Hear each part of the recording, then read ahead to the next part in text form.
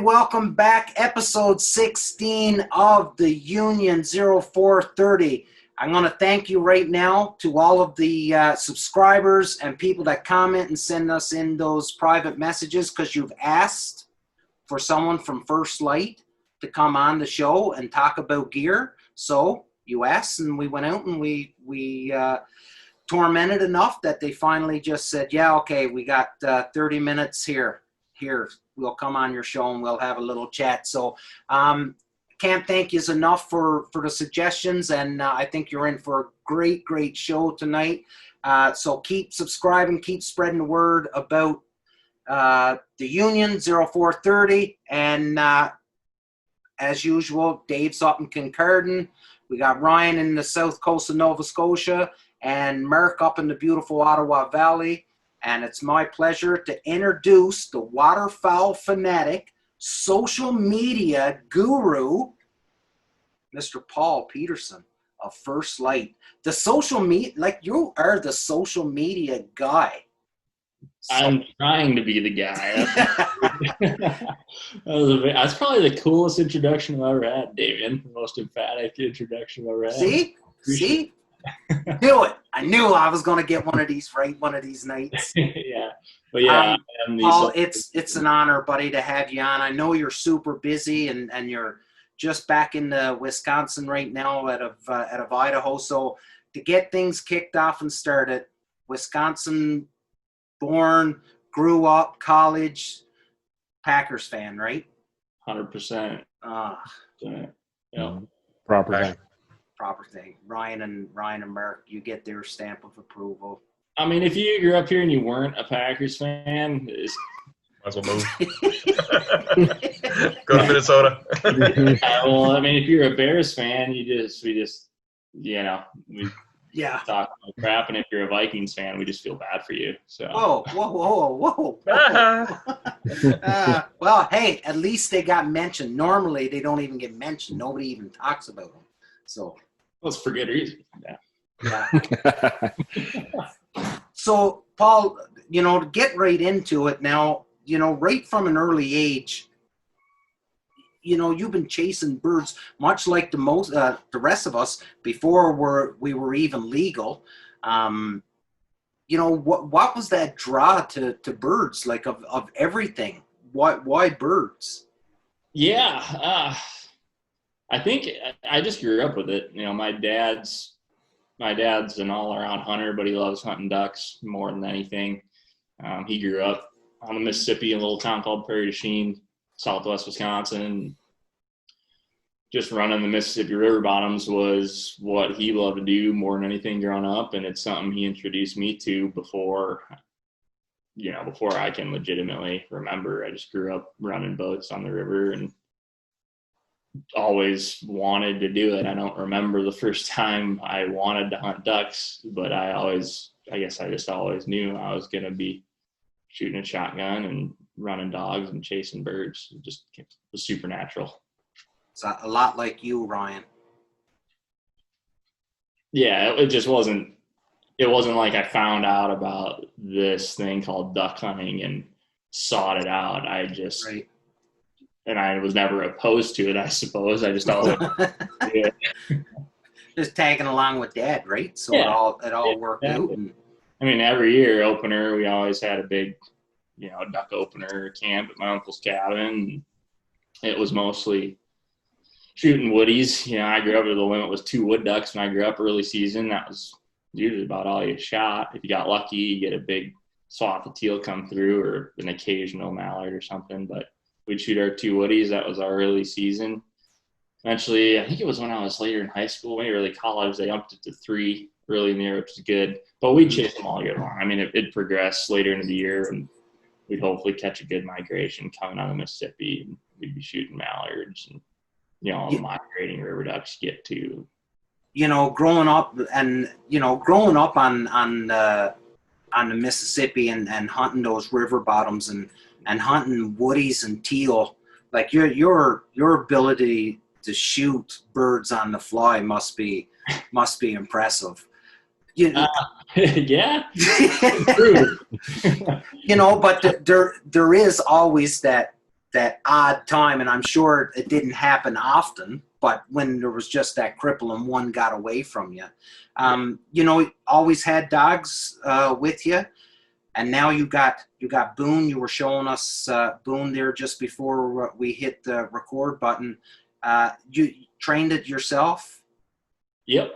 Yeah. Kind of playing off that, I suppose that's what's kept me like super into waterfowling is the dogs. Once I started doing it with my dad, and we always had dogs. My love for the dog and working with the dog, if I didn't have that, I don't know that I'd be super interested in it, quite frankly. And yeah, I got Boone. He'll be 3 in September, and yeah, I've done everything myself with him. I'm super lucky. I mean, First Lite's awesome. We all bring our dogs to work. He's with me all day, every day.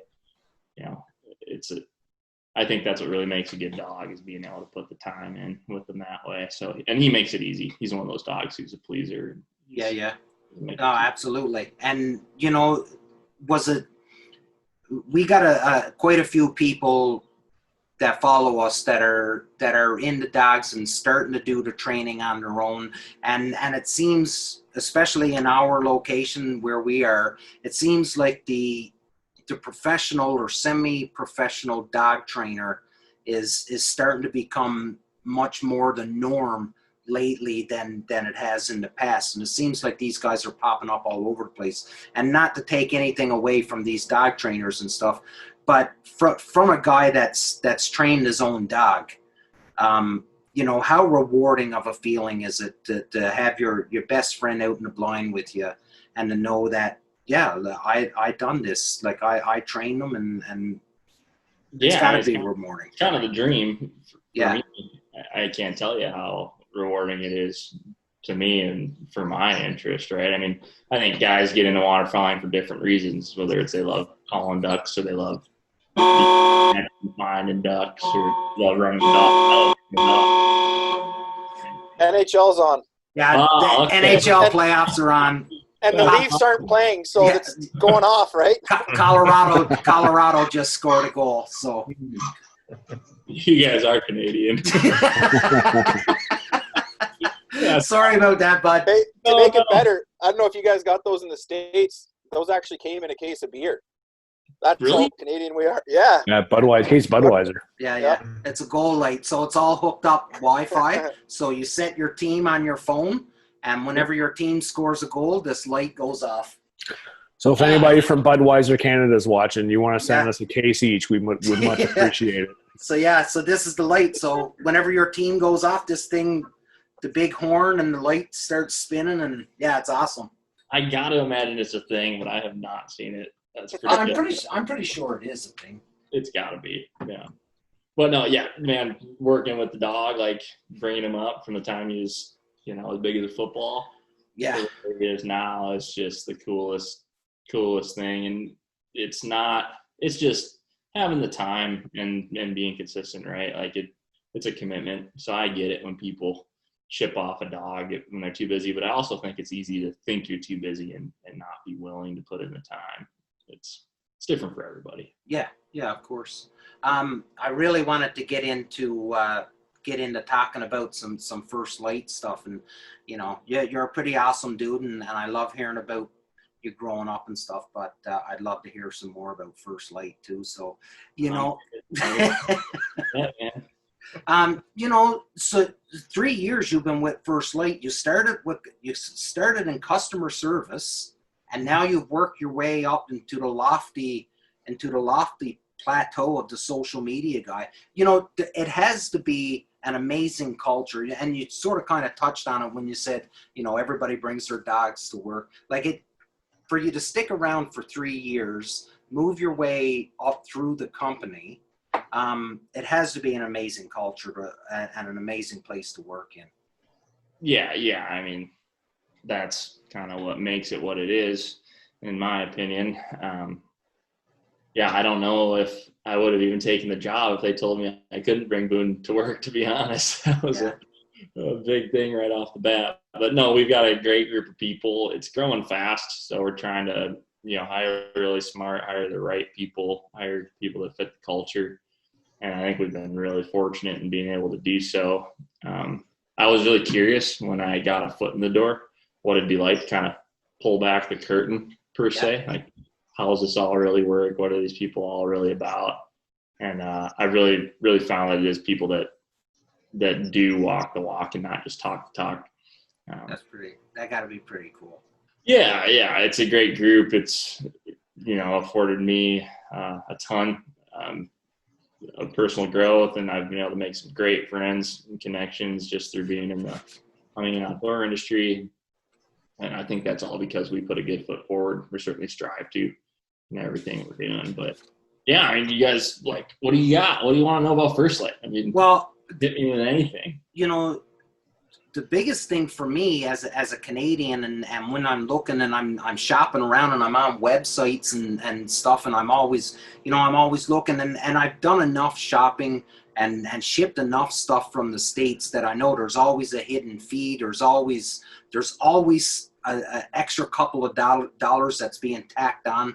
And when I go on your website and when I fill my cart and I pay, like, everything comes out, like, even in Canadian dollars, it's calculated. The duty, the shipping, everything's calculated. There's nothing. Even so much as in your description of your clothes, you talk about, hey, if you're in British Columbia, this is the jacket you want to wear, where it's going to be. You guys pay a lot of attention to Canada, and I don't mean that it's just strictly the Canadian customer, but you realize that Canada is a hunting mecca where a ton of people travel to, and you do pay homage to Canada and to the Canadian customers. So for me, when I look at your website, it's amazing to me because it takes all the thinking out. Is that, you know, on purpose? Like, how much when you guys are sitting around and you're talking about descriptions and building your websites and everything, like, is there really a, hey, listen, we got to make sure that we get the Canadian stuff squared away? Is that an actual thought? Oh yeah, it's definitely a thought. I mean, we know a lot of guys up there are hunting fools for sure. It's not lost on us. It is a challenge.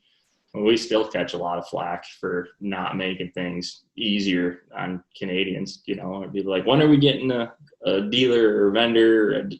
You know, when are things going to be cheaper, essentially, which is totally understandable. But yeah, I mean, we recognize there's a market up there. Our answer has been to reflect the site in the Canadian dollar, try to make it easier to understand, so there's not a surprise when guys are checking out.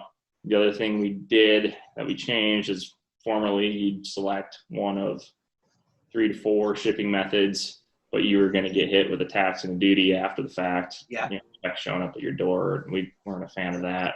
So we found a way to incorporate taxes and duties in the calculated cost of checkout, which still dings you. I mean, it's the cost of doing business across the border a bit.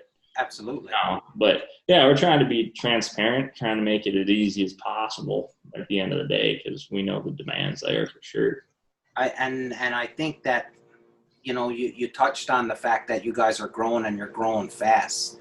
And I think that, you know, the fact that you're already leaning forward when it comes to, I get it, Canada is not as big customer base with regards to south of the 49th, but you're still leaning forward on that, right? And I honestly do believe that as you continue to grow, and I'm hoping that all our listeners, for the people that don't know a whole lot about First Lite, I'm hoping that there's a ton of people that are going to start clicking in, and your website hits skyrocket here. It's awesome to see that a company that is as big as you guys are, that you are taking those extra steps into thinking about the Canadian customer. It's awesome. Yeah, it's super cool to have it recognized, honestly, because sometimes I feel like we hear that loud minority that's just complaining, unfortunately. So it's awesome to hear that there are a lot of guys out there that see it as a real plus, because we are trying to make it as easy as possible, for sure. I think it's a huge plus personally. Well, I do. I want to get into, a little bit about the gear. So I had to confess, I didn't know a lot about First Lite until maybe 2 years ago. I'd never even heard of the brand until about 2 years ago. And Dave had come hunting with me, and he shows up wearing this cool guy camo and stuff, and I'm like, what in the fuck are you wearing? You know what I mean? Like, I had never seen anything like it, and it's so thin and it's so light and everything, and I'm just like, what is this? So, and he starts telling me about it, and Dave has really turned me on to it, and has been always saying such good things about the gear. And again, for most people that get on and look at the website, you'll see that it is mostly like big game centric and big game themed. But I know when you read through the product description, like there's pieces of equipment that fit that waterfowl hunting description, I guess, for lack of a better term. Describe to me that perfect waterfowl system. So we're talking, northeast coast of the U.S., that Maryland area. What would you say for October, November, Maryland for a waterfowl system? Yeah, like for a little backstory on why I feel it is appropriate, I guess, in the first place too. I mean, a good majority, I'd say, it's probably half. Not everybody at the company is a dedicated waterfowler, right? Like we primarily make big game and whitetail gear, but I'd say close to half is either really interested or super passionate about duck hunting. I mean, and just waterfowling in general. Like we've got Ford, who primarily hunted geese out in Maryland, grew up in the Chesapeake Bay area, me in the Midwest, guys that grew up out west, everything. Mm-hmm. So just because we only sell big game and whitetail gear, if you will, doesn't mean we aren't using it. Yeah. For waterfowl, for what it's worth.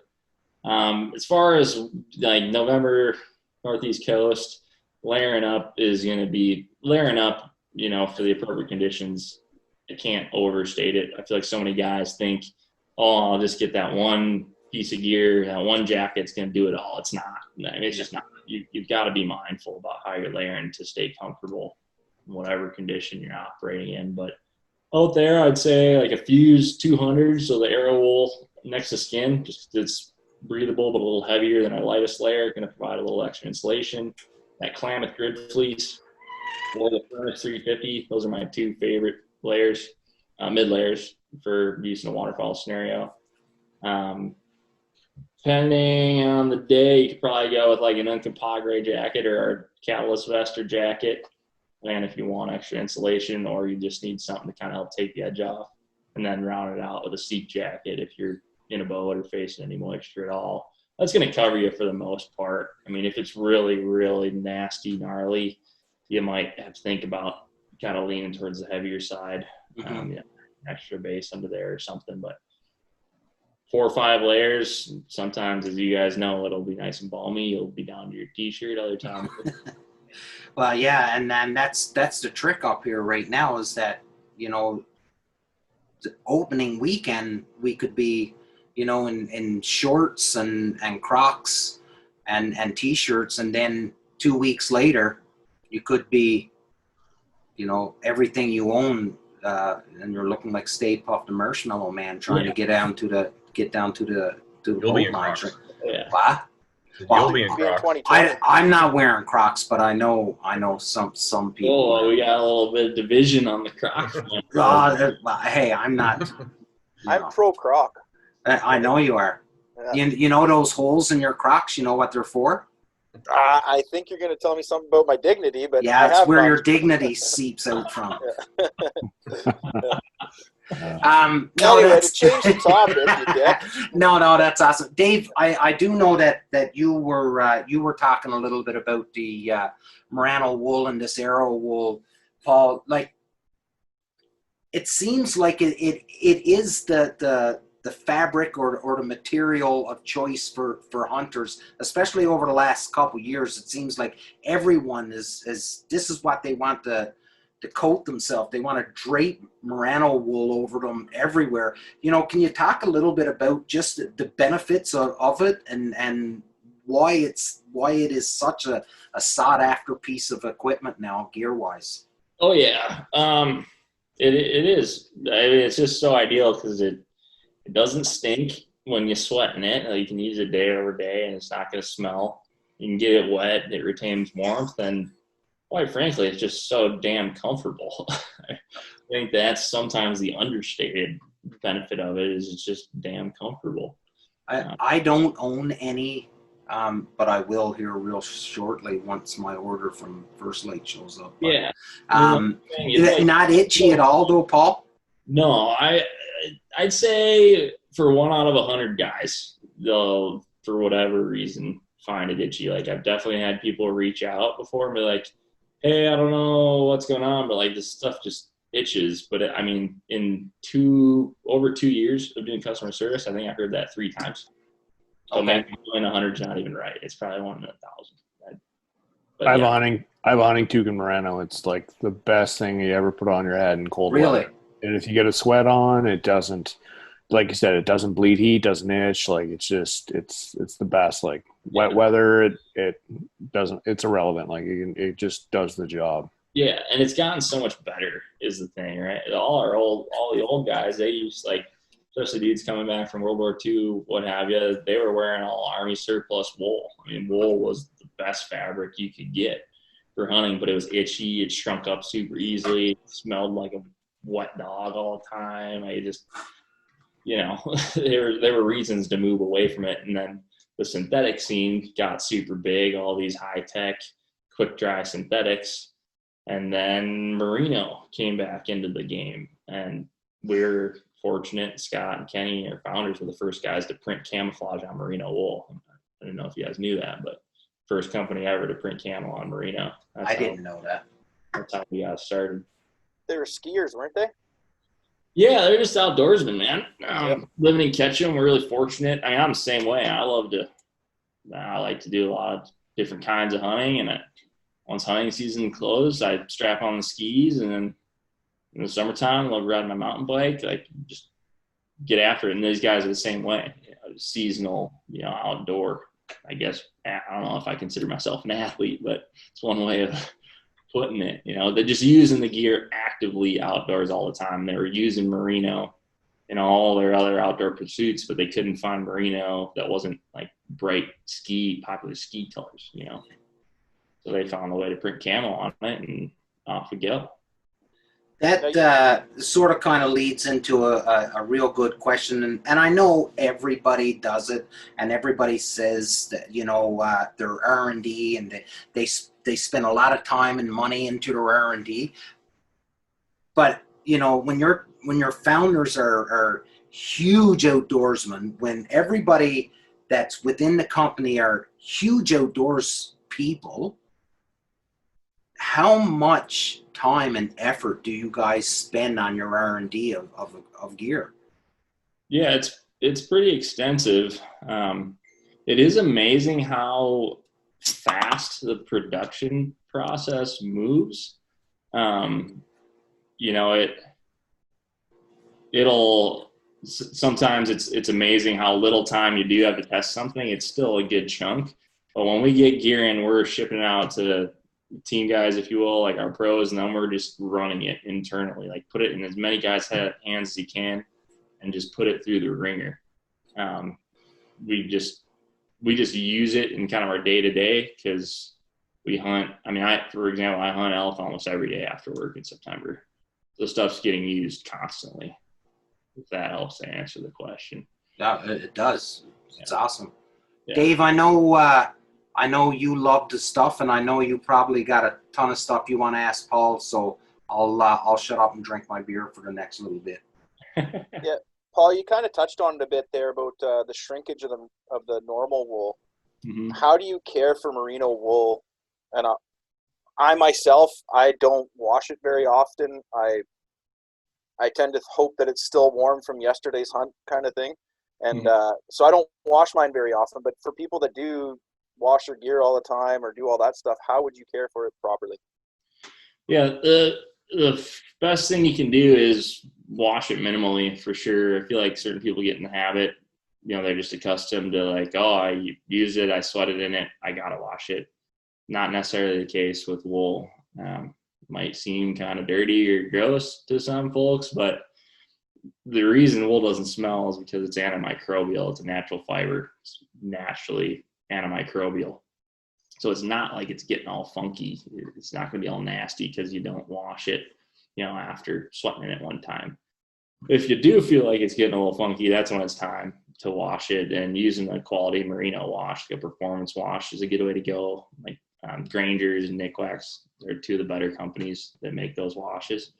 Just doing it on a cold wash, delicate cycle. Don't wash it with stuff with zippers or anything with sharp edges on it. That's the one knock on merino, is it's not as durable as a synthetic, right?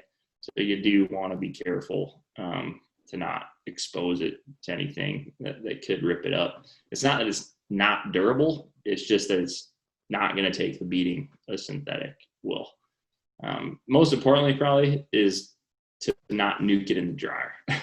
I mean, that when we hear guys like, yeah, my wife threw it in the dryer for half hour, it's like, oh shit. Like, it's going to shrink up on you some if you do that. So hang drying's best. You definitely can machine dry it. Just do it on a cool tumble dry, or maybe you can pull out before it's totally baked, It's pretty straightforward. It just requires a little bit of extra care, but not too much. But that's one of the big differences, is that when I used to have the synthetic stuff way back, you'd put it in the dryer and you'd get those, whatever is in it, activated, and then you'd throw it in put gloves on, throw it in a bag and be all, but this stuff, like, throw it in the washing machine, wash it at the start of the season. You can put it outside on the clothesline, let it dry, put it in your closet, and it seems a lot better for the smell, and that's the antimicrobial, right? Yep. It's just the fact that it's naturally antimicrobial, right? It's bacteria that causes odor. A lot of guys seem to think it's sweat. It's bacteria that grows from that moisture that's actually causing problems. Yeah. And then the other thing for the people that I asked a few people, like, hey, what do you want to know from First Lite? And a lot of the people in my area that I hunt with, they're just getting into it, and they might go to Canadian Tire and get like their 5-layer parka set up for $199, but they're wondering, they want to switch into something. You can build the First Lite kit and start with like your base layers and work your way out.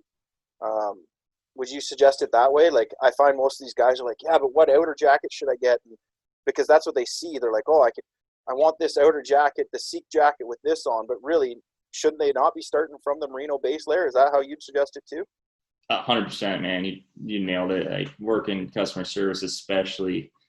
Yeah, guys like see that sexy looking flashy jacket on the exterior and they're like, oh, that's the ticket, when it helps for sure, but it is a backwards way of thinking. I mean, your base layer, your next to skin layer, is your second skin.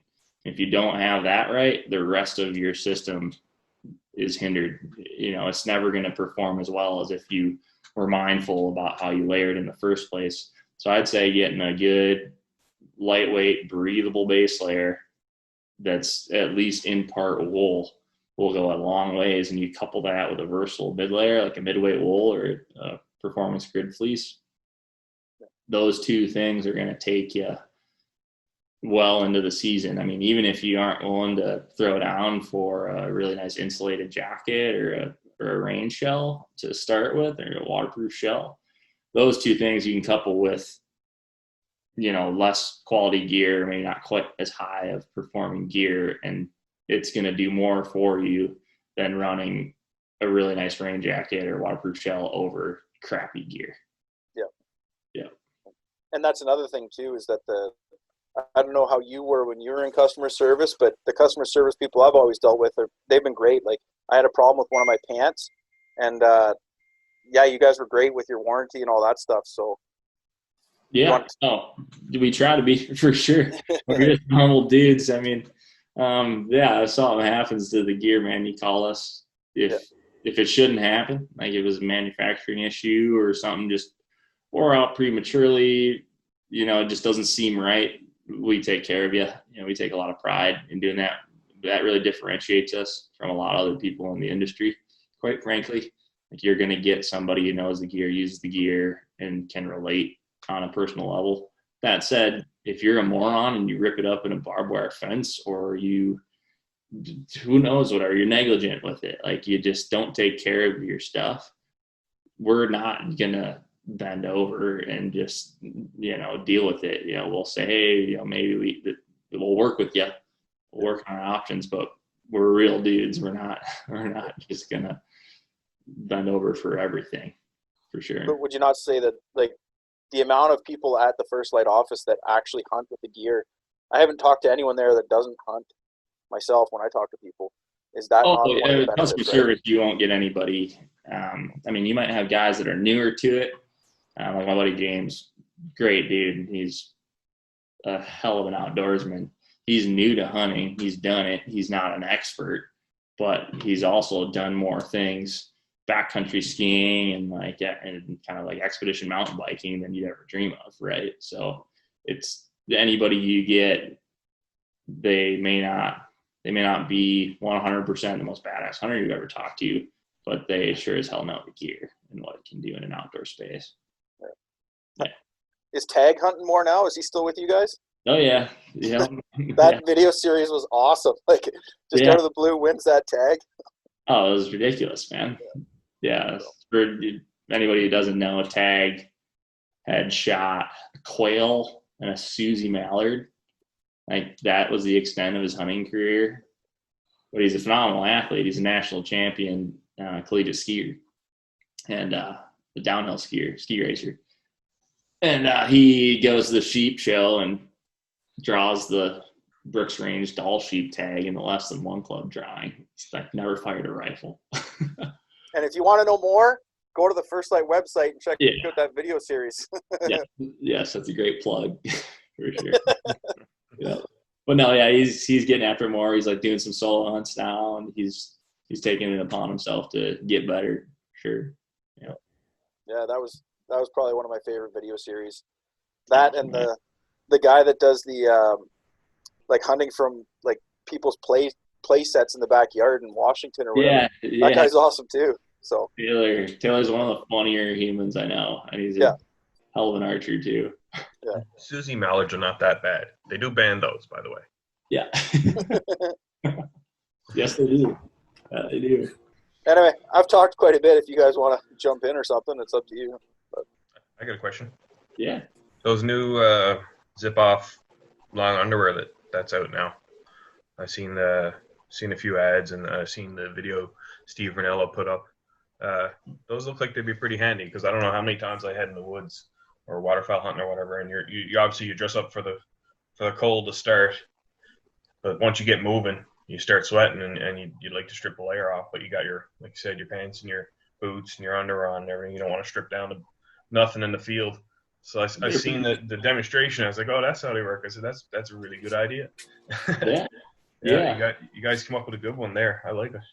Good, man. Yeah, I'll be using them for sure. I mean, a lot of the small water stuff I do these days, you know, you're hiking out to the bottoms or pond, what have you, waders on, like, you're just sweating your boys off. So yeah, being able to just stash them in the pack and throw them on once you're done setting decoys or whatever, pretty slick. They're a luxury item for sure. I still think people need to layer mindfully and be smart. It's not just a backup plan. But yeah, man, I mean, the use case for them, from mountain hunting, whitetail hunting, waterfowl hunting, it's there. It's real for sure.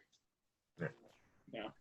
And First Lite does a lot of work with conservation, eh? Do you want to speak about that? And maybe if you want to touch on what's happening right now with, I think it was the Great American Outdoors Act. Yeah. Is that what it's called? Yeah. I'm sorry for my phone dinging No, there. it's all good, buddy. Oh, no, it's okay. It's usually hours that it's going off. Yeah. So conservation wise, that is it's a pretty fun and rewarding thing to be a part of. It's actually a big reason why I was interested in working for the company. And that's one of those things too, where I'm really proud to say that we do walk the walk and not just talk the talk. Honestly, I get a little tripped up going to talk about it because we're doing so many things right now. Big part of what we do is just advocate people about things that are happening in the conservation world. So like when all this Great American Outdoors Act stuff was going on, when it was moving through the U.S. Senate and then the U.S. House of Representatives, we were just actively telling people, hey, call your reps, call your congressman, make sure you're making it clear to your local government where you stand, like be a part of the process. So that's one way we advocate, is using our reach, like for me, a social platform, to get people on their feet. Aside from that, we do a lot of stuff that's hands-on. Most recently, we've been doing a bunch of sage and bitterbrush plantings in our local area. Like we have a few areas that have been ravaged by forest fires, like human-triggered forest fires that just burns out sage that's hundreds of years old. So we'll go in, work with Idaho Fish and Game, replant the area. In addition to that, I mean, we're involved in corporate giving. Like we donate to a ton of different organizations. You guys may be familiar with our Roundup program. When you order something from First Lite, you can select a conservation group you're choosing, which is ever evolving and growing, and you can donate money direct to those groups. And those are people that we work with closely and believe in. You know, like we believe in the causes the money's being donated to. So it's really widespread, and we have a full-time conservation manager, Fort Van Fossen, one of the smartest dudes I know. He worked for Fish and Game in Delaware, went to school for wildlife biology, and he heads it all up. You know, he started in customer service, helped build out the website, doing e-commerce. He runs all our content programs, but now his job is primarily just making sure we're putting our foot forward in conservation wherever we can. It's pretty cool. And not only just the conservation side, but you guys are huge advocates for public land and you know, protecting public land and all that. I know, you know, you do an order right now, you add $5 to your order, and you get a pretty cool little koozie. So you know, it's something, you know, you get something for your $5. Yeah, it goes hand in hand, you know, the conservation and public lands advocacy for sure. We feel super fortunate for the access we have. And it's interesting too. It's not something in the States that we learn about a ton growing up. It's not like somebody is sitting us down and explaining the United States public land system. It definitely kind of takes some wanting to know, to learn about how it came to be and why it's unique and why it's so important. You know, to me, it's in the fabric of what our country stands for. It's an awesome thing to educate people about it and get people on board with supporting, because it's so important. Yeah. And one of the big organizations down in the States is the Backcountry Hunters. And just want to point out, like, for the people that are listening from Ontario, that's kind of the equivalent of the OFAH, right? Like the Ontario Federation of Anglers and Hunters. So if people are looking for somewhere to donate here in Ontario, that's a good spot to go to, because they're fighting for our rights all the time. So yeah, I think, does BHA have? I don't know if they're in every province now, but they're in BC, and I think they started one maybe Alberta, but that's it. And because I was talking to someone about starting one in Ontario, but I didn't want to take away from the OFAH, just for sure, because of how much they do. Like they're a huge part of Ontario's conservation here. So yeah, it's unique too, man. This day and age with social media, the ability to connect with people through a Zoom meeting like we are, like the access to information more than ever. It's amazing to me to see people just rallying and coming together over hunting in public lands, like fighting these things we care about so much. It's really cool. I think it's a unique time to be alive for sure. And it's different here. Like I was at the NWTF National Wild Turkey show there in Nashville, and I was just like, oh, I knew a couple guys that are in backcountry hunters there, and I just said, hey, you guys want to meet up for a beer? And they're like, oh, we're actually having a pub night for the backcountry hunt. And I was like, what? So you go, and it like they actually, the conservation people get together just like up here our hockey clubs would get together. You know, it's pretty phenomenal. Like that side of it, when I was down in the States there seeing that's pretty amazing stuff. Well, yeah, I'm sure you guys feel similarly. I don't know. I mean, you guys are hockey fans. I played baseball my whole life growing up. Like, you can meet a guy and you can bullshit about sports all day long, but the connection you make as a hunter, especially somebody who's passionate about it, like truly invested in it, those are where all my best friendships have stemmed from. Best connections. It's a unique community, I feel. Yeah, it's a huge, unique community. I was really getting tied up in my words there.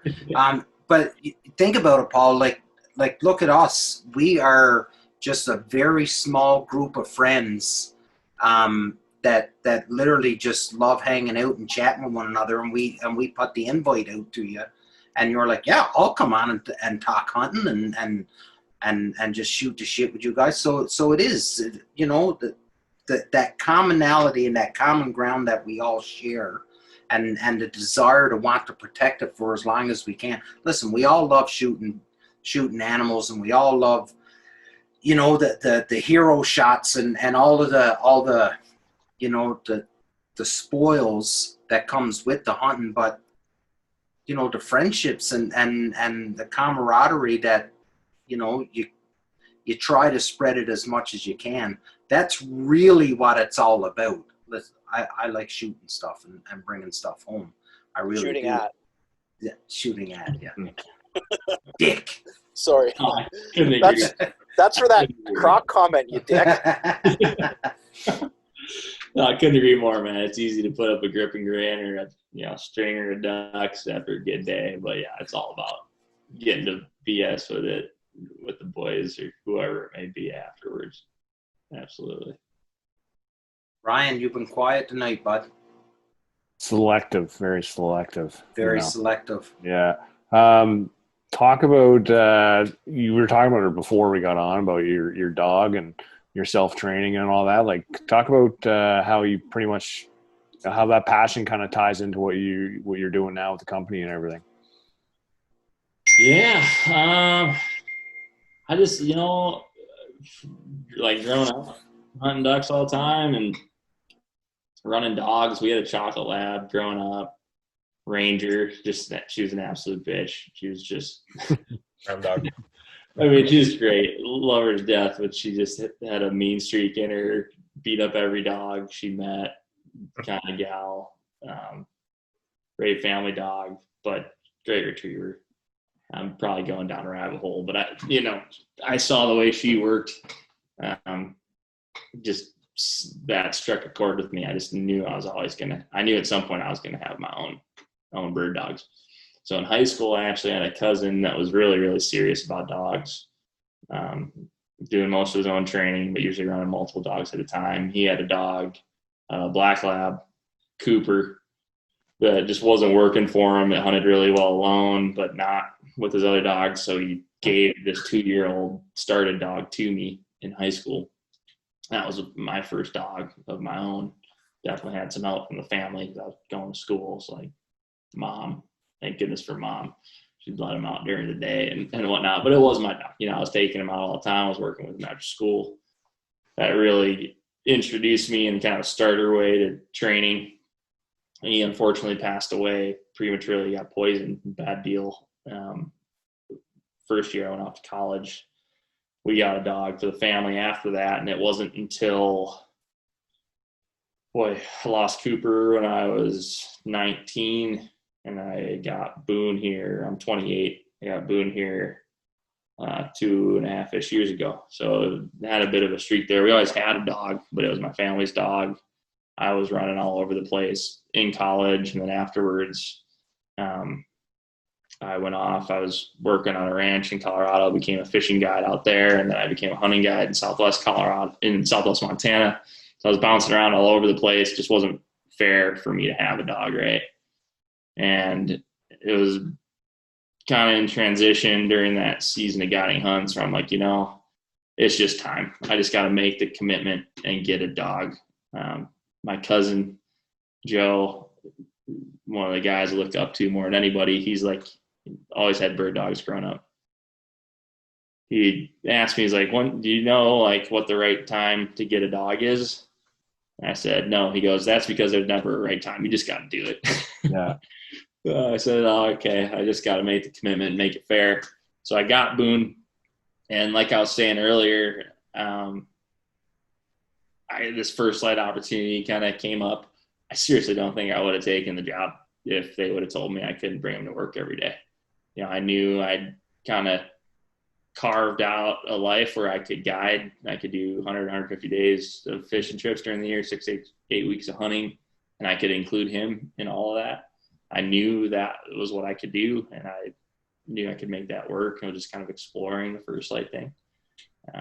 But once they were like, yeah, of course you can bring your dog. It's like, yeah. We don't bring our dogs. Is he around there, or what's he doing? Yeah, he's Bring him doing the sleep and shake his leg thing right now. Chasing rabbits. Yeah. I was it's pretty cool. Sweet setup. My parents have a place on this here lake. So I was retrieving with them earlier. It's kind of the daily routine. Right on. Yeah, man. It's cool. I love. And you self-trained him, you said too, eh? Like, yeah. Yeah. So yeah, you're not one of those like rich uppity yuppies who sends their dog away. No. Not me, buds. No, not you. I know plenty of guys that do, and I think it works out well, and I think there's a time and a place, but that's not. No, I'm totally just chirping Damien because I see. For a bit. No. I know lots of guys who do it, and Damien only did it for a small portion, and now he's putting the work in too. But yeah, I know guys who literally send him away and then a completely polished dog come back, but Damien's not there. So yeah, Damien's not polished himself yet. So no, I'm not even. The dog's more polished than Damien. Yeah, the dog actually. Yeah, like just I spend more time training me than I do my dog. Well, yeah. Well, like I don't know. I like grew up. I didn't grow up like learning. Like I feel like so many guys think of duck hunting. It's all about calling ducks. Obviously, a huge part of it. I love it. It's great, but that's not really what captured my interest in it. It was just working with the dog. Seeing that dog work for whatever reason, I just love it. Mm-hmm. I know so many guys that to them it's all about figuring out the areas the ducks are using and like putting people on that X is what brings them the most satisfaction. Where other guys, it's bringing a duck back by hitting them with the right call. Like if you took the dog out of it for me, I don't know that I would hunt waterfowl that often. That's just what does it. Yeah. I think it's different for everybody. Yeah, the fact of course. It's all encompassing. I mean, that's why I love it is because it's so different. I think that's why I like waterfowl. It's like a football team. Like everybody has a specific position and a specific role, right? Like if you can't run a call, maybe you're the dog guy, or if you can't do any of that stuff, maybe you're the guy just flicking on and off the mojo or something like that, right? So it's pretty like there's no other hunting in the world that is like that. Like somebody like Mark is the biggest camo fiend I've ever met in my life. Like he will brush your layout blind and then you will be scrambling to find it when there's geese trying to come in. Like it's so everybody brings something to the table. And I think it's the special unique thing about it. And sometimes if there's no dog there, maybe you're the dog. Yeah. Been there, done that. Everybody's done that. Yeah, everybody's done that. Now, here's the question. Climbing fences. Some people have kids for it. That's right. Have you ever had it so bad that someone's like, you're hunting with a guy and the guy's so cocky that he actually like tasks you? Like, there it is. Oh no. You dick. I saw it happen, and I just said, I can't hunt with this anymore. Like, and good on the guy that got casted. He walked straight until he got that bird. But, my goodness. I think it was my first year in Idaho. I had a slow leak somewhere in my waders. It was one of those deals where I was like trying to patch it, but the waders were just garbage. They were shot. And I had the dog, and I had the boat usually, and my buddy Nate and I, we hunt a ton together. But he was always the decoy man because I couldn't go in because my waders. He's like, hey, do all the groundwork, and I'll run the dog. You gotta put out all the decoy. That's a fair deal, man. I thought so.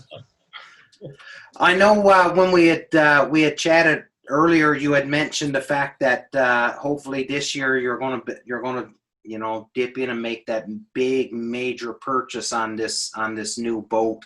What is the absolute necessities that you need to have in this new rig that you're looking at? Oh boy, Start with your length. that's a rabbit hole. Hey, but hey, go down. Yeah, I grew up running boats. Like I was mentioning, my dad being really into waterfowl at a young age, growing up on the Mississippi. I think hand in hand with that came just acquiring boats, working on boats. Like, I kind of followed the same trend. I think I got my first boat when I was like my first boat, personal boat. We always had boats as a family, a few of them. But I got my first boat when I was 15. 5 minutes till game time. Why not grab some buds? Hockey, man. Yeah. They're crazy Sorry, about them up here. No, I like it. Yeah, I got a boat given to me, actually. It was sitting in a friend's shed. It was a 1972 Mark Twain cuddy cabin with a 60-horse Merc on it. Motor didn't run, but I painted the boat, got some mechanic work done on it just to get it running, and then I flipped it, turned that into another boat. I was just always buying boats, working on boats. The dream boat right now is actually a great question because I'm really torn between a jet boat and a standard outboard. Where we're at, there's a lot of skinny water, and it's really, really popular for guys to run jet sleds. Like right now, my old man, he's got a sweet little 16-foot Sea Arc with a tunnel hull and a raised transom. It's a little 25 horse on it, and that thing will go anywhere, do anything. So I'm caught in this weird place between exploring the world of jet boats, which I'm unfamiliar with, sticking with what I traditionally know. But honestly, where I'm at, I can't afford to be too picky. I just need to find a good deal that gets me on the water. Yeah. So I'm looking for a 16-foot flat bottom of some kind, and a reliable motor. That is the dream right now. Hey, buddy, that's a good dream right there. Don't set your expectations too high, right? That's always floats and the motor doesn't die, which it will at some point. Of course. Holds a dog and a few buddies. That's where we're at. But someday, yeah, maybe I'll have like a 22-foot War Eagle with a built-in blind and a grill and a beer fridge. Yeah. Ideal too. Now you're cooking with oil. Yeah. What does boat stand for? Break out another. What does boat stand for? I don't know. Bring on another 1,000. Bring on another 1,000. Yeah. I could see it. Yeah. Paul, Kayak buddy. hunting's taking Oh, a big, sorry. Oh, no. No, go, Dave. Oh, I was just saying that kayak hunting is taking a big, like, there's a lot of guys doing kayak hunts, and like I even got a new canoe with the built-in blind on it. Yeah. And I just paddle out, and throw the blind up, throw half a dozen decoys out, and that's the most fun you'll have on your own out there. Like, That's what we do mostly. That's mostly what I'm doing these days. I'm actually off a new canoe or just a canoe in general. There's some areas that we can only row into actually, but we've got some bigger water in Idaho that having an outboard, having a motorboat, that opens a lot of doors for sure. Yeah. Are you guys mostly running boats up in your neck of the woods? I feel like I'm doing all the talking, man. No, That's the point. yeah, you're supposed to do all the Yes. talking, buddy. Yeah, no, I'm running a Mud Buddy motor with a 17-foot XL. You know, yeah. Yep.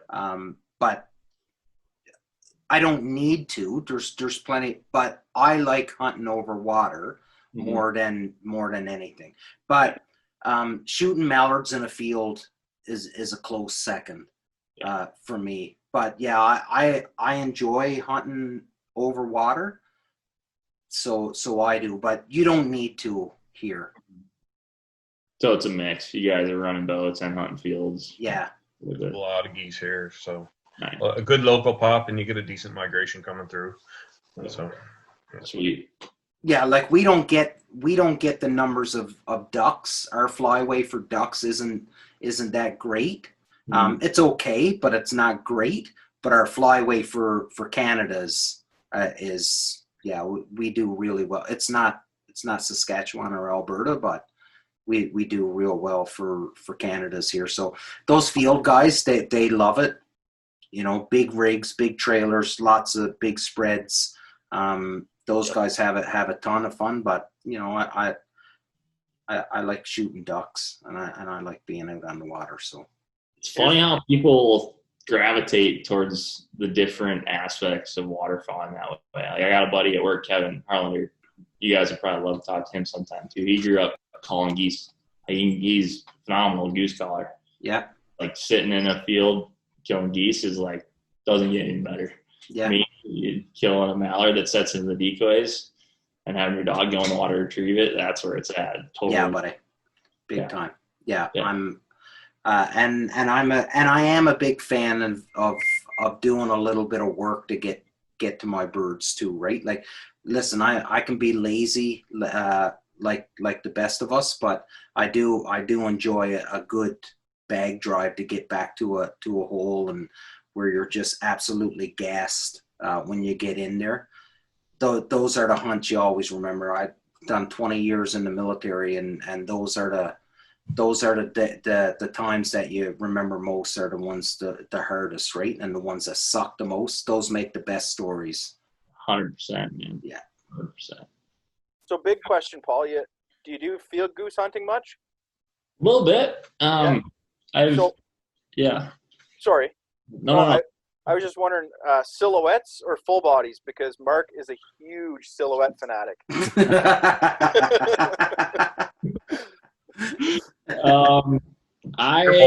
Careful. I don't know that I spend enough time in fields to have a super strong opinion. I can tell you the best waterfowl hunt I've ever been on was in Canada, in Manitoba. My old man and I went up there when I was in high school. We went with a guide, went with an outfitter, one of the only guided outfitter things I've ever done. Well worth it, just because they knew the fields these geese and ducks were using. And we shot snows and Canadians and ducks, like just in your face, landing the decoys like you wouldn't believe. And we were using a pile of silhouettes. Some full bodies too, but that outfit, those guys loved using silhouettes, specifically for the snows. They're cheap if you want a lot of them. Yeah. Yeah, man. I don't have someday. I hope to have a full enclosed trailer full of decoys, but it's just not where I'm at right now. I'm fully in favor of the silhouettes just because I can have my 10 dozen in 2 little bags. I put them in the corner of the room. If there's not a good duck hunt and I know where there's a good field, I have them there, and it's not taking up a ton of space because the boat and the water hunting is my favorite, right? So that's where I love the silhouettes, and I'm sorry, Mark, that you don't, but whatever. You'll get over it one day. Each their own. To each their own. That's right, Brian. That's right. No judgment here. I really want to build I don't have like a good jerk string set up right now. I think I'm going to try that out a little more on some of the small water stuff this year. I had decent luck with it.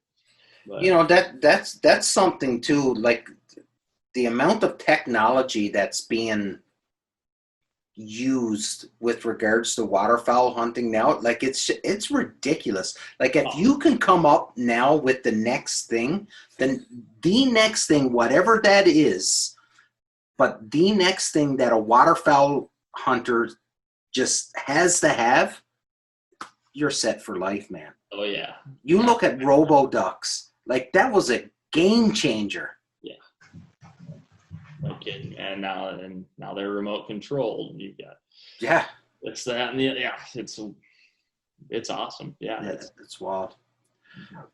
Excuse me, Paul, buddy. Again, I cannot thank you enough for coming on the show, taking time. I know you're a super, super busy man, taking your time to come out. I can't thank you enough. I can't thank First Lite enough for giving you the job and coming out and hanging out and just being a dude and hanging out with us and chatting all about hunting. I would like to offer you again for you to come back later on in the season, maybe after you've got a couple waterfowl hunts under your belt and you've knocked down that elk. So let me see, you've knocked down your elk, you've got your muley, you've got your antelope, you've already got your whitetail, and you've got a couple mallards in the fridge. We can check all those boxes. Would love to have you on, buddy, again, and just pick your brain about how your season went. It would be an honor, and we would absolutely love to have you on, buddy. Oh no, this is a super cool platform. I think this is badass, you guys. I'd be happy to chat again for sure. This is great. Awesome. We'll go around the table. Dave? Paul, I guess the biggest thing, thanks for coming on, but I think the biggest thing I want to say is our friend Casey, when I reached out and I said, listen, I want someone to come on the podcast from First Lite because we're getting a lot of response from it. And he kind of said, oh, well, you can have Paul. And I reached out to you and you said yes. I just want to let you know Casey made the right choice. Should have been you all along. Yeah, Casey's a good dude. Yeah. Appreciate that. Yeah. Ryan? Thanks for coming on, man. It was awesome to meet you. I hope we cross paths on the internet a little bit more and get you on again. And go Pack. Hey, go Pack, go Pack all day. Mark? Yeah, same. Echo the boys. Appreciate you coming on. Some good conversation. Learned some new things here that I didn't know. So that's always good. It's good to come in and out of these things with something. And go Pack. Yeah. Holy Jesus. Actually, Damien, one more thing. For people in Canada, if you go on Facebook, we actually have a couple Facebook groups for First Lite buy sell gear, and it's basically people that maybe put on some weight, lost some weight, changing up their gear system. Like, we're keeping the First Lite gear going. It lasts a long time. So if you guys look that stuff up, we're on there. Sorry. Yeah, and in case you haven't figured it out yet, we're fans of First Lite. So go check it out and do your thing. For it, guys, seriously, it's the community that makes it go around. It's good dudes that make it go around. So genuinely appreciate it. Thanks for giving me a chance to talk about it too. Oh, thanks for coming on, everybody. Again, another amazing episode, and this is only possible because you comment and ask us the questions and reach out and ask us to get certain guests on. So please continue to do it. Ask us the questions, subscribe, download, whatever it is you got to do to be able to listen to these episodes and keep your comments coming. We really, really do appreciate it. Support small business, support local, and buy veteran. That's my plug. And as always, surround yourself with good people. Take care of yourself. Be safe. Big love. Until next week. Take care, everybody. That's brutal. He got up and left and smiled.